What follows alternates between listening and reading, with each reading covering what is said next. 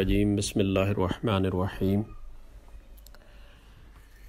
الحمدللہ رب العالمین والعاقبۃ للمتقین والصلاۃ والسلام علی سید الاشرف الانبیاء والمرسلین وعلی آلہ الطیبین الطاہرین المعصومین المنتجبین المنتخبین اما بعد فقد قال اللہ تعالی فی کتابہ المجید والفرقان الحمید وقولہ الحق وہو اصدق الصادقین۔ بسم اللہ الرحمن الرحیم وما خلقت الجن والانس الا لیعبدون۔ السلام علیکم ورحمۃ اللہ وبرکاتہ۔ کل ہمارا درس جو ہم نے ختم کیا عبادت کے ٹاپک پر تھا کہ عبادت کیا ہے، بلکہ آخری جو فرمان دو میں نے آپ کے خدمت میں پڑھے تھے عبادت کا مفہوم بیان کرتے ہوئے اور خدا اور بندے کا تعلق بیان کرتے ہوئے،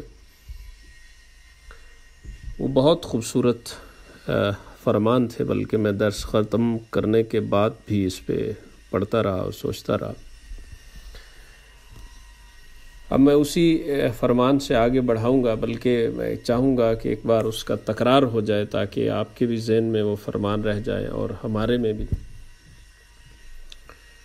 کہ جو رسول خدا صلی اللہ علیہ وآلہ وسلم سے حدیث قدسی کا جو بیان ہے کہ اے اولاد آدم میری عبادت کے لیے وقت نکال، میں تیرے دل کو بے پرواہی اور خوشی سے بھر دوں گا اور تیرے دونوں ہاتھوں کو رزق و دولت سے بھر دوں گا، مجھ سے دور نہ ہو ورنہ تیرے دل کو فقر و فاقوں سے اور تیرے دونوں ہاتھوں کو کام کی مشقتوں سے بھر دوں گا۔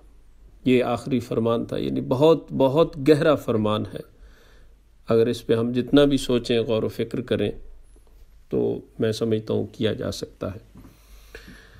اب عبادت کے معنی کیا ہے، عبادت ہے کیا اصل میں، لفظ عبادت سے مراد کیا ہے؟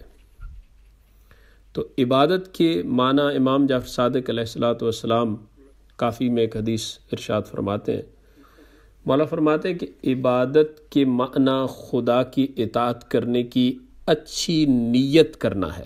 یعنی سمجھنے والی بات ہے کہ عبادت کے معنی خدا کی اطاعت کرنے کی اچھی نیت کرنا ہے، اسی سچی نیت کی وجہ سے خدا کی اطاعت کی جاتی ہے۔ یعنی سب کچھ تو نیت پہ قائم ہے، انما الاعمال بالنیات، کہ عملوں کا دار و مدار تو انسان کی نیت کے اوپر قائم ہے۔ نیت بہت ضروری چیز ہے۔ تو معلوم ہوا کہ خدا کی اطاعت اس سچی پکی نیت سے شروع ہوتی ہے کہ ہم خدا کی بڑائی کو جان لینے کے بعد، اس کے احسانات کو مان لینے کے بعد یہ نیت کر لیں کہ ہم ہر کام میں خدا کی اطاعت کریں گے۔ اور عبادت کی حقیقت کیا ہے، کہ عبادت کیا ہے؟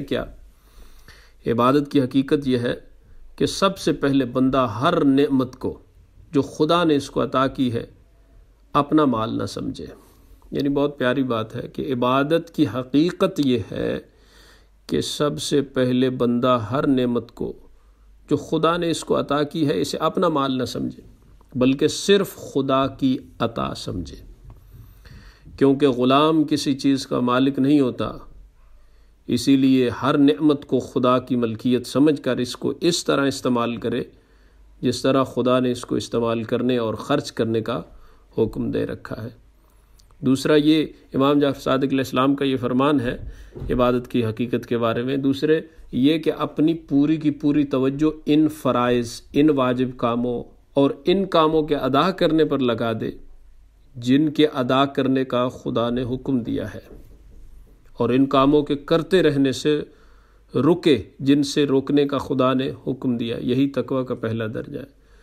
یعنی اصل انسان کے جو سمجھنے کی چیز ہے وہ یہ ہے۔ ایک امام موسیٰ کاظم علیہ السلام کا واقعہ مجھے یاد آ گیا، جو میں یہاں پہ ہی امام شاہ نجف سے کئی دفعہ پڑھ چکا ہوں، ہے بشر حافی کی جو توبہ ہے، کہ امام موسیٰ کاظم علیہ السلام ایک دروازے کے سامنے سے جب گزر رہے تھے تو اس گھر سے گانے بجانے کی آواز باہر سنائی دے رہی تھی، اور اس گھر سے ایک کنیز باہر آئی۔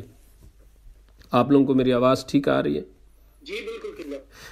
یعنی امام علیہ السلام اس دروازے کے سامنے کھڑے ہو گئے اور ایک کنیز وہاں سے باہر آئی، تو امام نے پوچھا کہ یہ کس کا گھر ہے؟ تو اس نے کہا یہ میرے مالک کا گھر ہے، میرے آقا کا گھر ہے۔ معصوم فرماتے ہیں کہ تیرا آقا غلام ہے یا آزاد ہے؟ تو اس نے کہا کہ وہ آزاد ہے۔ تو میرے مولا نے فرمایا ٹھیک ہے، اگر آزاد ہے تو پھر جو مرضی کرے، اور مولا خاموشی سے چلے گئے۔ وہ عورت جب گھر میں آئی تو یہ بشر حافی اس نے پوچھا کہ تم اتنی دیر کہاں رہ گئی تھی؟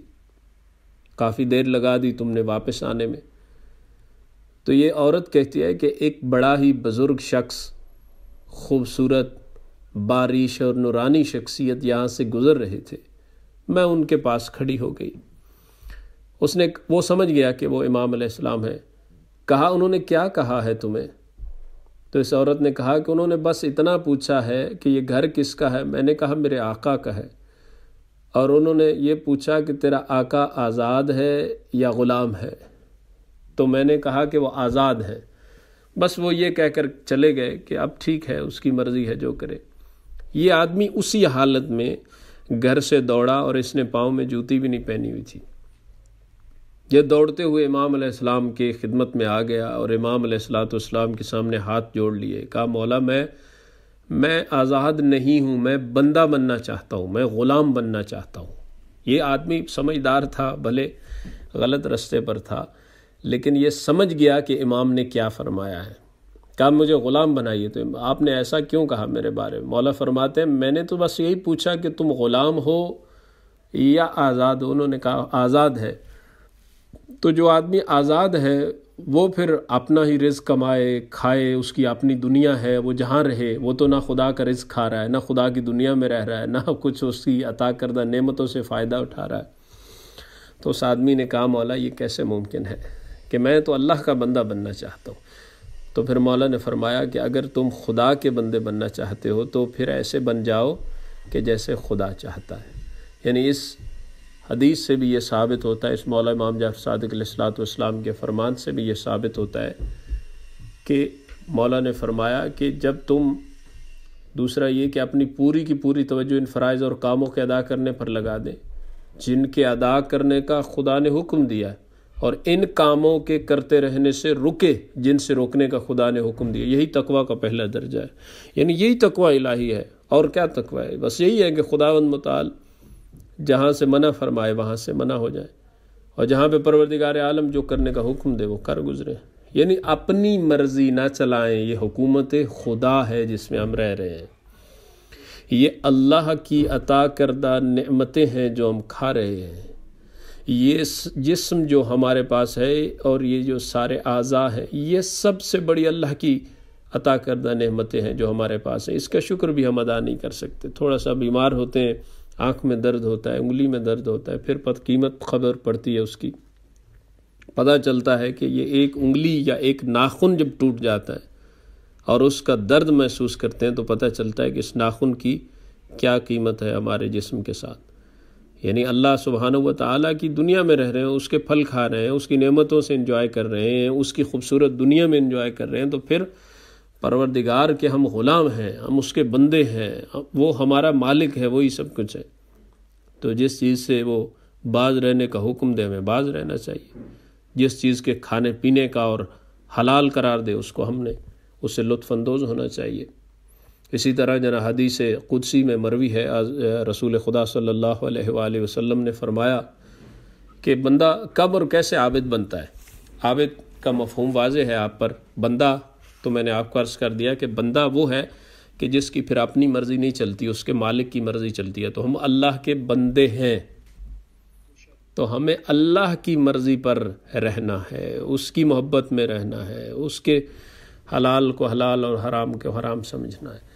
اب بندہ کب اور کیسے عابد بن جاتا ہے؟ یعنی یہ بندہ تو بن گیا، اب یہ عبادت گزار بندہ کب بن گیا؟ یعنی خدا کا مقبول ترین بندہ یہ کب بن گیا؟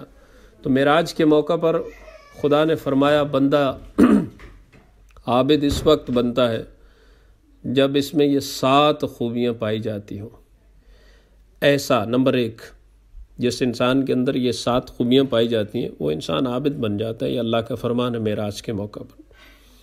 ایسا زاہد جو اسے حرام باتوں سے روک دے، ایسا زہد، زاہد نہیں، ایسا زہد جو اسے حرام باتوں سے روک دے۔ یعنی زہد سے مراد کیا ہے؟ یعنی دنیا سے بے رغبتی، یعنی دنیا سے بے رغبتی سے مراد کیا ہے کہ دنیا چھوڑ دے؟ نہیں، بلکہ دنیا کی محبت جو اس کے دل میں ہے اسے بس نکال دے۔ دنیا کی محبت کو جب یہ بندہ خدا اپنے دل سے نکال دے گا تو اس وقت یہ زاہد بن جائے گا۔ تو کیا فرمایا؟ پہلا، ایسا زہد یعنی دنیا سے بے رغبتی جو اسے حرام باتوں سے روک دے، اور نمبر 2، ایسی خاموشی جو اسے بیکار بے فائدہ کاموں سے بچا لے۔ خدا کا ایسا خوف جو اس کو رلائے اور دن بدن بڑھتا چلا جائے۔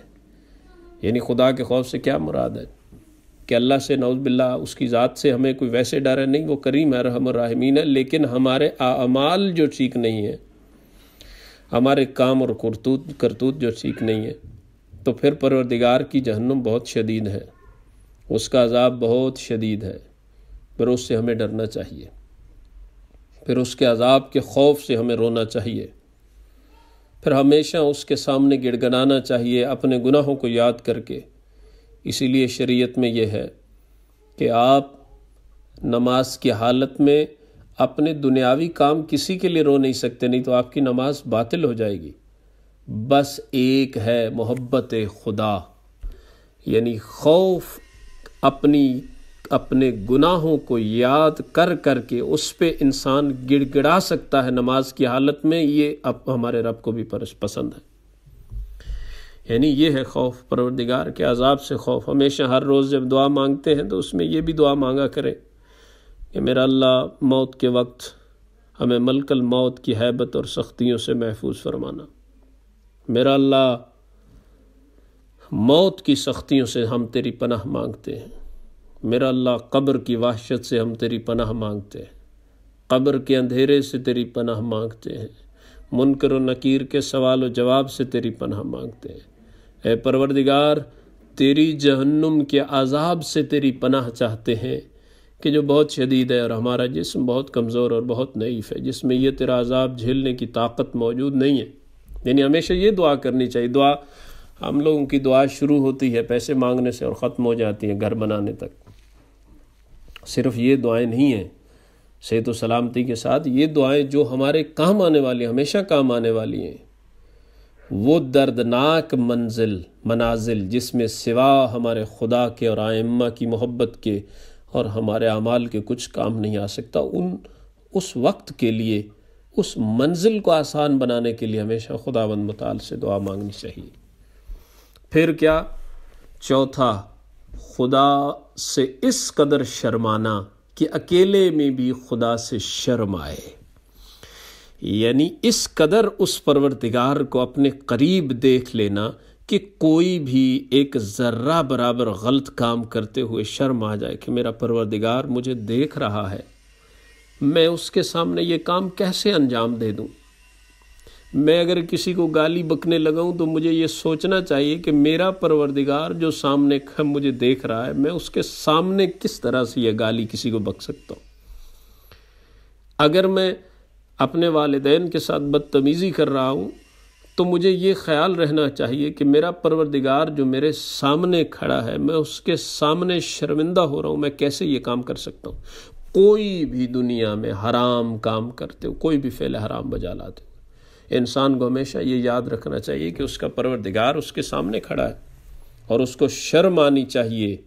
یعنی یہ ہے کہ خدا سے اس قدر شرمانا کہ اکیلے میں بھی خدا سے شرم آئے۔ نمبر 5، اتنا کم کھانا جو اس کے لیے ضروری ہو۔ یہ بہت ضروری ہے، چونکہ حد سے زیادہ کھانا انسان کا، حد سے زیادہ سونا عبادت خدا سے اسے غافل بنا دیتا ہے، اس کے جسم کو بیماریوں کا مرکز بنا دیتا ہے، اس انسان میں سستی اور کاہلی آ جاتی ہے، اور یہ بھوک پھر آہستہ آہستہ اس طرح بڑھ جاتی ہے کہ یہ آدمی بس اس پیٹ کی جہنم کو بھرنے کے لیے ہی دنیا کو اپنے پاؤں کے نیچے روند رکھ ڈالتا ہے۔ یعنی کھانے کی عادت، اب کھانا تو ہے، ہر کسی کو کھانا ہے، مجھے، آپ کو، ہر انسان کو کھانا ہے، لیکن اتنا ہی جتنا ضرورت ہو، اور جتنی کیپیسٹی ہو اتنا ہی کھانا چاہیے، اس سے زیادہ پھر اپنے پیٹ کو، اپنے جسم کو بیماریوں کا مرکز فراہم نہیں کرنا چاہیے۔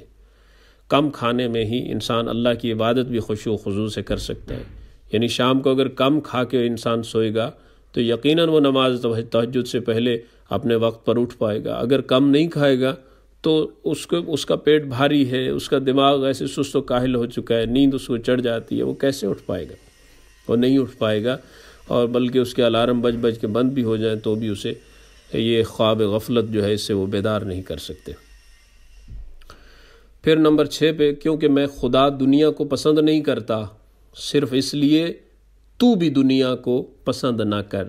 یعنی مالک فرماتا ہے کہ میں جو اس دنیا کو اتنا پسند نہیں فرماتا ہوں، اگر اتنا پسند کرتا تو اپنے ائمہ اور اپنے رسولوں کو ساری دنیا دے دیتا۔ یعنی ان کو کہتا تم محلوں میں رہو، تم اچھی سواریاں استعمال کرو، فلاں کرو فلاں کرو، نہیں۔ پروردگار فرماتا ہے کہ جب میں پسند نہیں کرتا ہوں تو تو بھی پسند نہ کر۔ نہ پسند کرنے سے کیا مراد ہے کہ اپنے دل میں دنیا کی محبت کو مت بسا لے، کیونکہ جب اس دل میں دنیا کی محبت بس جاتی ہے تو خدا اور رسول اور ان کے اہل بیت اطہار کی محبت پھر کم ہونا شروع ہو جاتی ہے۔ تو یہ جو دل مرکز محبت محمد و اہل بیت محمد علیہ السلام ہے، اس کو بس اسی سے بھریں اور محبت خدا سے بھریں، نہ کہ اس دنیا کی محبت کو۔ پھر کیا فرمایا؟ نمبر 7 پر ہے، کیونکہ میں خدا نیک لوگوں سے محبت کرتا ہوں، اس لیے تو بھی ان کو پسند کر۔ یعنی پروردگار عالم فرماتا ہے رسول خدا کے توسط سے، یہ حدیث قدسی ہے معراج کے واقعے کی، کہ میں خود نیک انسانوں کو پسند کرتا ہوں، میں نیک لوگوں کو پسند کرتا ہوں، میں ان کو چاہتا ہوں، تو اے میرا بندہ تو بھی ان کو چاہ، تو بھی ان سے پیار کر۔ یعنی جو اللہ کے پرہیزگار لوگ ہیں، اللہ کے متقی لوگ ہیں، اللہ کے جو زاہد لوگ ہیں، جو اللہ سے محبت کرتے ہیں، جو اللہ کی راہ پہ چلتے ہیں، پروردگار فرماتا ہے میں ان کو پسند کرتا ہوں اور تو بھی میرا بندہ ان کو پسند کر۔ پھر اللہ کی معرفت ہے کیا؟ یعنی یہ جب تک خدا کی معرفت نہیں ہوگی تو کچھ بھی نہیں ہو سکتا، نہ عبادت، نہ روزہ، نہ نماز، نہ نیکی، کچھ بھی نہیں۔ لوگ بھی تو دنیا میں کتنے کام کر رہے ہیں، معرفت خدا کے بعد جو بغیر جو کام کیا جاتا ہے وہ نہ تو دنیا میں فائدہ مند ہے نہ آخرت میں۔ دنیا میں پھر بھی وہ کسی حد تک فائدہ مند ہو سکتا ہے، شہرت بھی مل سکتی ہے، نام بھی مل سکتا ہے، کام بھی مل سکتا ہے، لوگ واہ واہ بھی کر سکتے ہیں، لیکن حقیقت میں اس کی پروردگار عالم کی بارگاہ میں کوئی وقت نہیں رہے گی۔ تو معرفت خدا کیا ہے؟ امام علی ابن موسیٰ رضا علیہ السلام ارشاد فرماتے ہیں کہ اللہ کی معرفت یعنی، میں اور آسان کر دوں جو کہ یہاں کے یورپ کے بچے، معرفت یعنی پہچان۔ خدا کی پہچان کیا ہے؟ اللہ کی معرفت یعنی پہچان، اور پہلی عبادت یہ ہے کہ سب سے پہلے خدا کو یکتا یعنی وحدہ لا شریک دل سے سمجھ کر مانے۔ یعنی معرفت خدا کی پہلی جو کڑی ہے نا، اور عبادت کی پہلی جو کڑی ہے وہ یہ ہے کہ خدا کو وحدہ لا شریک مانتا ہو، خدا کو رب الارباب مانتا ہو، خدا کو اپنا رب، مالک، خالق، سب کچھ اسی کو مانے جو ہے واقعاً، جو ہر چیز کا مالک ہے، جو رب محمد و اہل بیت محمد ہے، وہی ہمارا رب ہے۔ تو امام فرماتے ہیں کہ خدا کو وحدہ لا شریک ماننا، ایک ماننا، ایکتا ماننا، اس کی ذات مقدسہ میں کسی کو شریک نہ ٹھہرانا، یہ سب سے بڑی اور سب سے پہلی عبادت ہے۔ عبودیت 5 چیزوں کا نام ہے، یعنی خدا کا بندہ بننا کیا ہے، یعنی جو اس کی بندگی کرنا ہے وہ کیا ہے۔ جناب رسول خدا صلی اللہ علیہ وآلہ وسلم فرماتے ہیں کہ نمبر 1 خالی پیٹ رہنا، یعنی کم کھانا، تاکہ تجھے یہ کم کھانا جو ہے یہ عبودیت خدا میں سے ایک رسول خدا کے فرمان کے مطابق۔ یعنی کم کھانے سے جب پیٹ خالی ہے تب تو غریب کا احساس ہوتا ہے، تب تو خوراک کا احساس ہوتا ہے، خوراک کی قدر و قیمت کا پتہ چلتا ہے۔ جب ماہ رمضان آ رہا ہے، ابھی چند دنوں کے بعد انشاءاللہ ماہ رمضان شروع ہو جائے گا، اور ہمارے یہاں یورپ میں ماہ رمضان کا روزہ بہت لمبا ہوتا ہے۔ جب حد سے زیادہ بھوک لگتی ہے تب وہ چیز بھی یاد آ جاتی ہے کہ جو ہم نے کبھی نہیں کھائی ہے، جس کو کھانے کے لیے کبھی ہمارا دل کیا ہی نہیں ہے، وہ چیز بھی ہم لوگوں کو یاد آتی ہے۔ سلاد یاد آتا ہے، اب یہ ہو، اب وہ ہو، فلاں ہو، ڈمکاں ہو، یعنی اس کا ہم انتظار کریں۔ کیوں؟ کیونکہ اللہ کی جو نعمتیں ہیں اس کی اصل قدر بھوکے کو پتہ چلتی ہے کہ یہ ہے کیا. تو اس لیے خالی پیٹ کا رہنا ایک تو یہ احساس ہو جاتا ہے. دوسرا یہ ہے کہ وہ لوگ جو بیچارے رات کو بھوکے سو جاتے ہیں یا جن کے پاس کھانے کے لیے نہیں ہے یا جن کا پیٹ خالی ہے، جن کو جو اللہ کی نعمتوں سے کسی بھی کارن کسی بھی وجہ سے ان تک یہ نعمت نہیں پہنچ رہی ہے یا غربت کی حالت میں ہے، فقر کی حالت میں ہے، تو وہ بیچارے کیسے اپنا گزارا کرتے ہوں گے، وہ اپنا گزر بسر کیسے کرتے ہوں گے، ان کی زندگی کیسے گزرتی ہوگی. یعنی یہ ساری چیزیں جو ہیں جب آپ کا پیٹ خالی ہوگا تو آپ کے اندر احساس پیدا ہوگا، ایک نعمات خدا کی قدر و قیمت اور اس کی ویلیو، اور دوسرا یہ کہ غریب کا احساس انسان کے اندر خود بخود آ جائے گا. نمبر 2، قرآن کو سمجھ کر پڑھنا، کیونکہ قرآن کو صرف پڑھنے سے، اس کے الفاظ پڑھنے سے فائدہ ضرور ہو سکتا ہے، آنکھوں کے نور اور بینائی میں ضرور اضافہ ہو سکتا ہے، اس کی برکات ضرور ہے، اس میں کوئی شک نہیں ہے، لیکن اس کو سمجھ کر پڑھنے میں فائدہ ہے دنیاوی بھی اور اخروی بھی. اس سے خدا کی قربت بھی حاصل ہوتی ہے، خدا کی قدرت کا بھی احساس ہوتا ہے، خدا کی مخلوق کا بھی پتہ چلتا ہے، خدا کی نعمات کا بھی پتہ چلتا ہے، دنیا کی قیمت کیا وہ بھی پتہ چلتا ہے، آخرت کیا وہ بھی پتہ چلتا ہے، کتنے فرعون بنے وہ بھی پتہ چلتا ہے، اور کتنوں نے اللہ کی عبادت میں اپنے آپ کو، اپنے نفس کو بیچ ڈالا ہے وہ بھی پتہ چلتا ہے. یعنی قرآن کو سمجھ کر پڑھنا چاہیے. پھر فرمایا کہ رات کو نماز کے لیے کھڑے ہونا.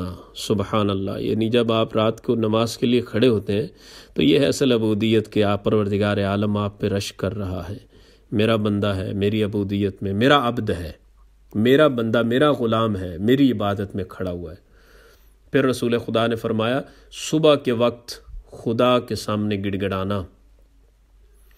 یعنی جب آپ صبح اٹھتے ہیں، نماز شب پڑھتے ہیں، اپنے نماز فجر ادا کر لیتے ہیں، تو اس وقت جو دعا کرتے ہیں اس میں اپنے گناہوں کو یاد کر کے، اپنے پروردگار کی نعمات کو یاد کر کے جس کے قابل ہم نہیں ہیں، تو پروردگار کے سامنے رونا، صرف اپنے گناہوں کو یاد کر کے اس پہ آنسو بہا دینا جو ہے وہ پروردگار کو اتنا پسند ہے کہ وہ ہمارے تمام گناہوں کو معاف کر دیتا ہے. اور رسول خدا نے فرمایا نمبر 5 پہ کہ اور خدا کے خوف سے رونا. یعنی وہی جو بات گزر چکی ہے کہ اللہ کے عذاب کے خوف سے اور پروردگار کی ناراضگی کے خوف سے، اس کی دوری کے خوف سے کہ کہیں اپنا رزق بند نہ کر دے ہم پہ، کہیں اپنی نعمات کو تمام نہ کر دے ہم پہ، کہیں وہ ہم سے منہ موڑ نہ لے، کہیں ہماری باغ کو کھلا چھوڑ نہ دے. اس خوف میں ہمیشہ روتے رہنا چاہیے اور اپنے پروردگار سے ہمیشہ توسل کرتے رہنا چاہیے. والحمدللہ رب العالمین. انشاءاللہ کل ہم یہاں سے شروع کریں گے کہ عبادت کا فائدہ کیا ہے.